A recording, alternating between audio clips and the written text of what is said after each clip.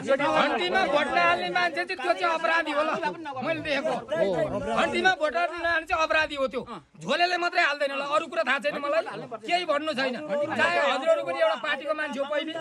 म पनि एउटा पार्टीको मान्छे हो पहिले पनि हैन मलाई केही थिएन सबैभन्दा चाहिँ एमाले कांग्रेस माओवादी झोलेकै कारणले यो देशमा भएको देशमा माथि यहाँ चाहिँ सबैभन्दा खराब भनेको गाउँको झोले हामीलाई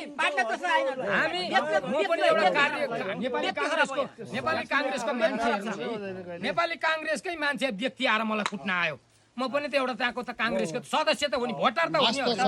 भोटर हो नि म सदस्य केही दिन पर्ने कार्ड दिन पर्ने किनभने भोलि मलाई चिनोस् त्यसले भन्दा त उल्टै मलाई कुट्न आयो बाटा भने त्यस्ता भने झोलेलाई दिने मान्छे सबै पागल एमाले कांग्रेस दिनलाई चाहिँ तीन दलले चाहिँ पागल होला